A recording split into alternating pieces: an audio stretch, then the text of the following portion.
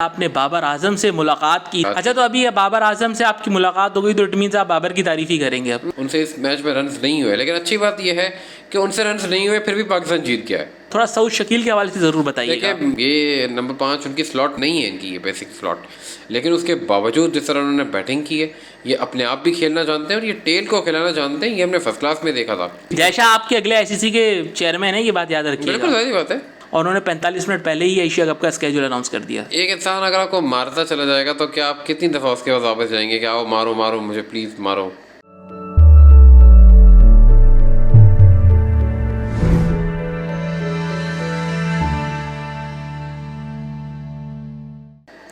बिस्मिल्लाहिर्रहमानिर्रहीम, अस्सलाम वालेकुम दोस्तों, खुशामदीद करते हैं हम आपको आई कमेंटेटर्स की एक और पॉडकास्ट में। और आज पाकिस्तान के लिए बड़ी अच्छी खबर। जी हाँ, 12 महीने के बाद पाकिस्तान की टीम ने फाइनली टेस्ट मैच जीता। श्रीलंका को पाकिस्तान ने शिकस्त दी और जिस डोमिनेटिंग अंदाज से शिकस्त दी, इस पर हम बात ज़रूर करेंगे। सऊद शकील की सक्सेस पर बात करेंगे, आगा सलमान की सक्सेस पर बात करेंगे, शाहीन के कमबैक पर भी बात करेंगे, साथ साथ जयशाह ने पीसीबी के साथ जो कर दिया है हाथ, उस पर भी बात करेंगे कि क्या होना था और क्या हो गया, और एमर्जिंग एशिया कप में क्या हुआ है उसकी भी कुछ आपसे अब बात करेंगे। यही सब बातें करने के लिए आज हमारे साथ मौजूद है कोई और नहीं बल्कि पाकिस्तान के पहले visually impaired cricket statistician, cricket commentator, cricket broadcaster, radio presenter Sohail Khan. अस्सलाम वालेकुम।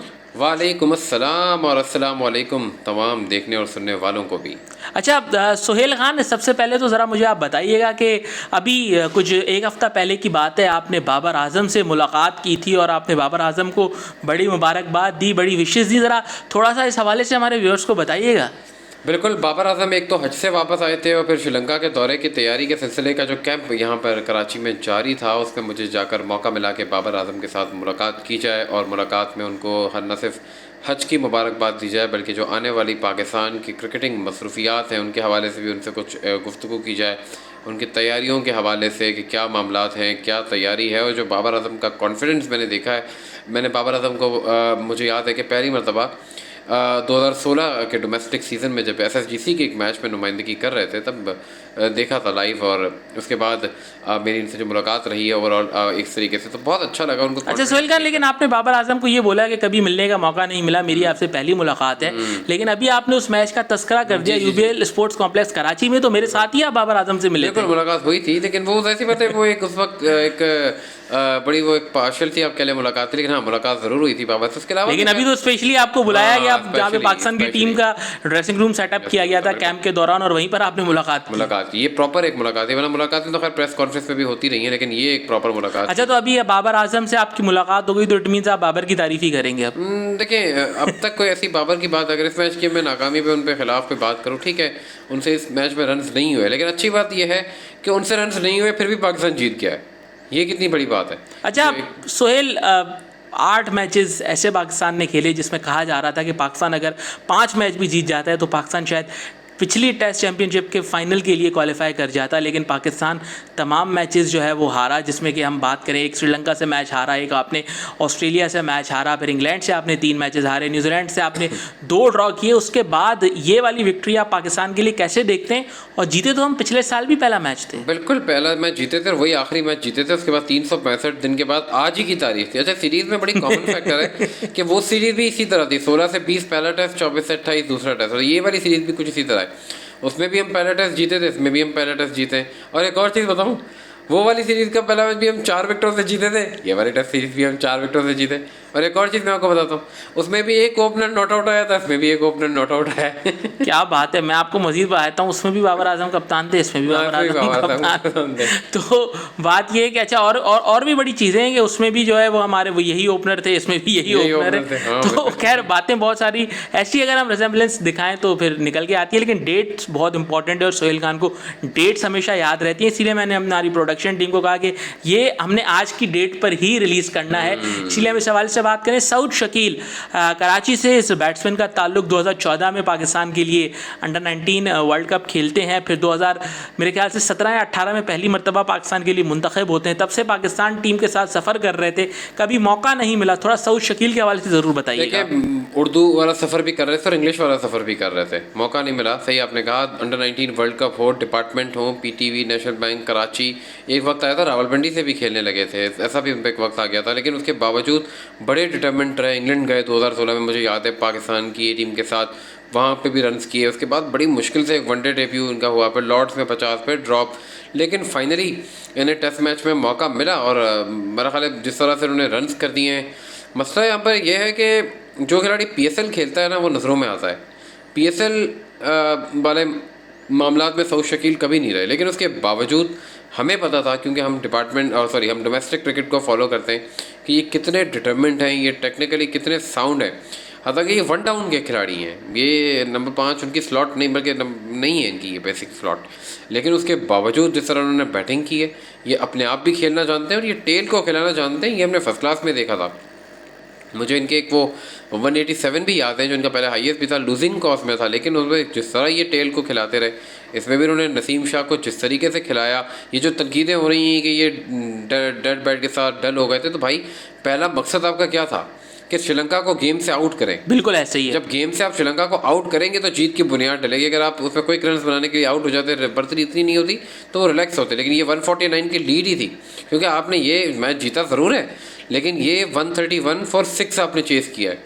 ये चेस करते करते हिकअप्स आपको इतने फेस करने पड़ेंगे। अगर ये 170 होते तो क्या होता? 170 होते तो फिर वही होता जो 2009 में हुआ था इसी मैदान पर।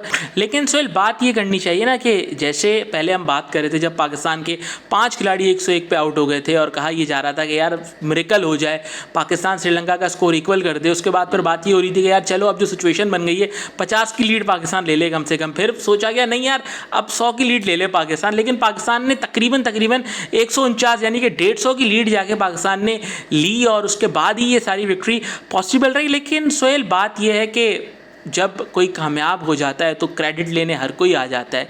पहले जब वो स्ट्रगल कर रहा होता है तो उस वक्त उसकी कोई बात नहीं कर रहा होता। मुझे याद है आप सऊद शकील की बात करते थे, मैं सऊद शकील की बात करता था, उस वक्त हमारा मजाक उड़ाया जाता था कि आप कराची से हैं, आप इसीलिए सऊद शकील की बात कर रहे हैं।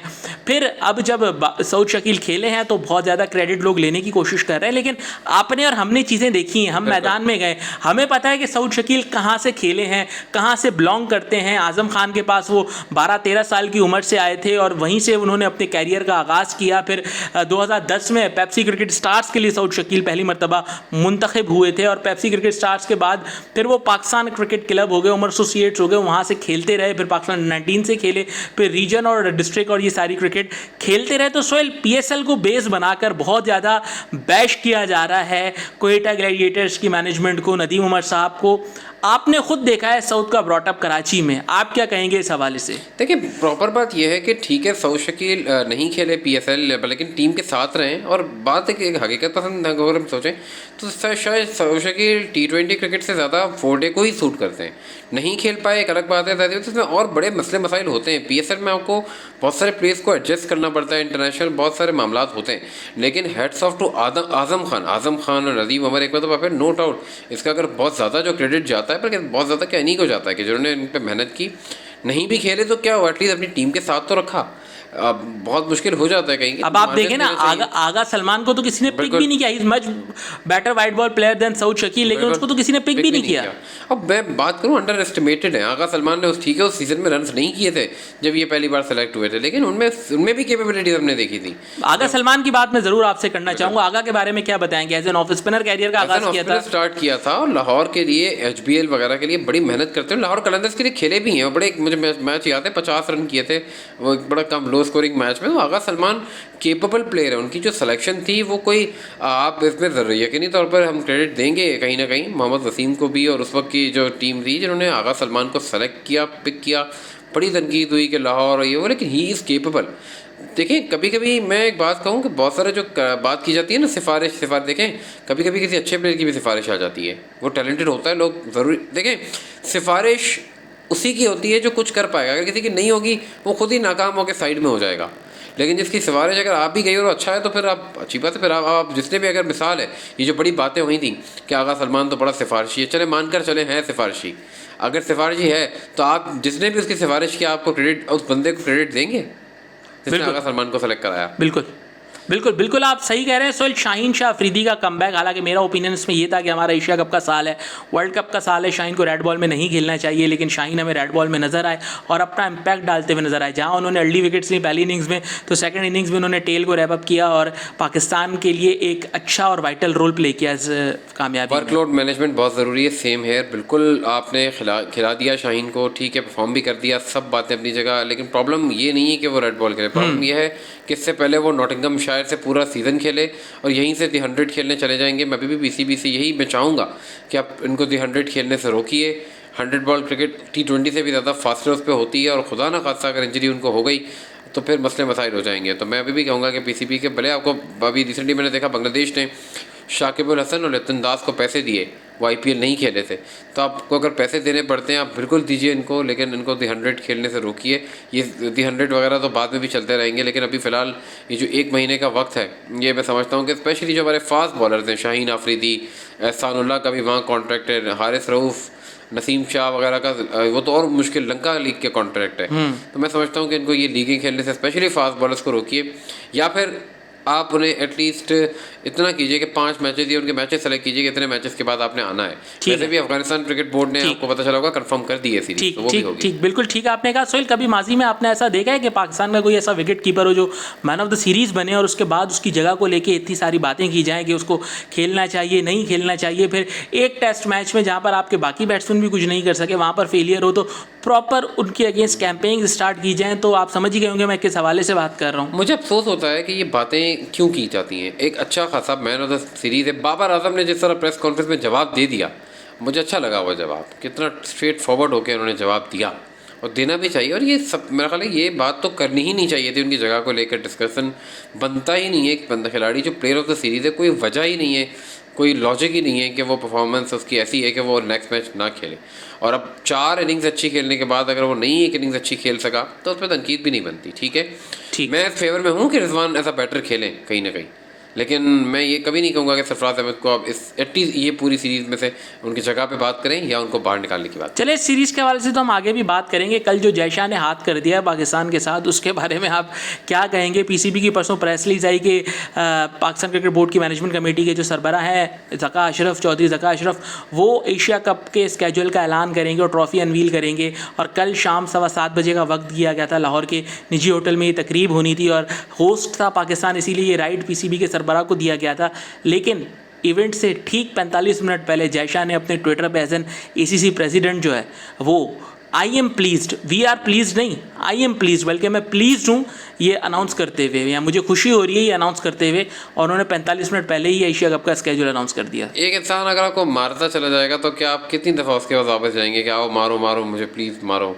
सेम सिंपल सी बात है। जय शाह ने ग्रुप्स भी अनाउंस कर दिए थे, आपको याद होगा, जब ऑफिशियल प्रेस रिलीज से पहले उन्होंने ग्रुप्स अनाउंस किए, उन्होंने स्केड्यूल भी इसी तरह अनाउंस किया जो उन्होंने करना ही था। और आपने देखा कि ICC की जो मीटिंग के बाद भी जो इतनी बातें हमारी तरफ से हो गई थी, उसके बाद देखिए ये उन्होंने यही करना है, उनका काम यही है और वो ये करते रहेंगे। और कहीं से भी जस्टिफिकेबल नहीं है, ना तो उसको कोई जस्टिफाई कर सकता है, लेकिन उन्होंने यही करना है। तो उसका कोई, अब ये वर्ल्ड कप का स्केड्यूल अनाउंस कर रहे थे, ग्रेग बार्कले अगर पहले कर देते ICC के चेयरमैन तो फिर क्या हो जाता? बिल्कुल, लेकिन वो करते तो फिर उसके बाद ग्रेग बार्कले को ही हटाया जाता। जय शाह को कोई कुछ भी नहीं। जय शाह आपके अगले ICC के चेयरमैन है, ये बात याद रखिएगा। बिल्कुल ऐसी बात है, वो इंडिया के ऐसी बात है उम्मीदवार होंगे जब अगले चेयरमैन की बात होगी, और वो ऐसी बात उनका अंदाज ही कुछ ऐसा है, क्यों है क्या है, वो फिर बहुत सारे पॉलिटिकल मामलात हैं, उन्होंने यही करना है, उन्होंने आज भी अच्छा, पहले भी किया। मुल्तान कहाँ से आ गया सोहेल? मुल्तान की तो दूर दूर तक बात नहीं हो रही थी, पहला मैच एशिया कप का मुल्तान में होना है।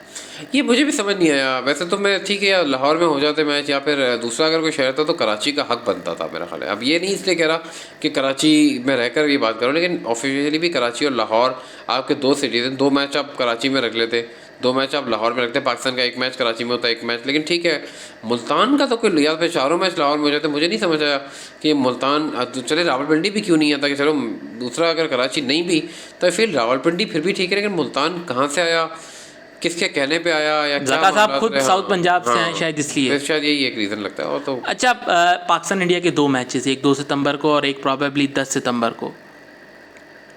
अच्छे मैच होने चाहिए। एशिया कप में तो हम अच्छा भी खेले हैं, लेकिन रिसेंटली 2018 में हम बहुत बुरे तरीके से हारे और उसके बाद कोई जवाब नहीं है पाकिस्तान के शिकस्तों का। लेकिन यहाँ पे अच्छे मैचेस होंगे कैंडी में और कोलंबो में, और होप्स के अच्छे मुकाबले हों। इस पर टू अर्ली है अभी कुछ कहना। मुझे एक बात की खुशी है कि हमारी अफगानिस्तान से एक वनडे सीरीज़ आ गई है, तो आई एम क्वाइट हैप्पी कि हमें वनडे मैच एशिया कप से पहले मिल जाएंगे और वो भी अफगानिस्तान के खिलाफ मिलेंगे, तो ये भी सही। और अच्छी चीज़ है। अच्छा सोहेल खान, जहाँ पे हम एशिया कप की बात कर रहे हैं, जहाँ पे सीनियर टीम की बात कर रहे हैं, वहाँ पर जूनियर टीम की भी बात करनी चाहिए। और पाकिस्तान को शिकस्त हुई भारत से। पाकिस्तान की एक्सपीरियंस टीम 81 इंटरनेशनल मैचेस का एक्सपीरियंस और भारत की टीम का 0 मैचेस का एक्सपीरियंस। देखिए, पाकिस्तान का 81 मैचेस का एक्सपीरियंस, भारत की 0 टीम। लेकिन इंडिया का जो एक्सपीरियंस था ना, वो आईपीएल खेलने के बाद जो आईपीएल खेल लेता है, मैं ये बात कहता हूँ कि उनका इंटरनेशनल एक्सपीरियंस वैसे ही बहुत बढ़ जाता है। 5 विकेटें कर ली हैं स्टीफन फ्लेमिंग और धोनी जैसे लोगों के साथ रहे हैं चेन्नई सुपर किंग्स में। आप अंदाज़ा करें, सदरसन जिन्होंने सेंचुरी की कल, वो गुजरात की टीम का एक अहम सतून बनकर आए थे। क्या शानदार अंदाज से बैटिंग की है। तो पाकिस्तान का जो एक्सपीरियंस है, मैं समझता हूँ कि आपको तो वैसे भी इस तरह की एक्सपीरियंस टीम इस तरह एशिया कप में भेजनी भी नहीं चाहिए थी। आई डोंट नो, अगर धानी वर्ल्ड कप खेल चुके हैं, जूनियर वर्ल्ड कप खेल चुके हैं, खेल चुके हैं, ठीक है, आप 1-2 प्लेयर रख लेते 2-3। लेकिन अब मिसाल है कि Wasim Haris junior, world cup खेल चुके हैं। मैं समझता हूँ वसीम जूनियर और हारिस, इन दोनों को तो नहीं होना चाहिए था टीम में। चले ठीक है, अब टीम सेमीफाइनल में तो पहुंच गई है, लेकिन आगे आने वाले एपिसोड्स में इस पे भी बात करेंगे। तो उम्मीद है हमारी इस पॉडकास्ट को आपने एंजॉय किया होगा, और अगर आप इसको पसंद करेंगे जिस तरीके से आप सोहेल भाई को पसंद करते हैं, तो फिर इंशाल्लाह सोहेल भाई को आगे भी दावत देते रहेंगे। बहुत बहुत शुक्रिया।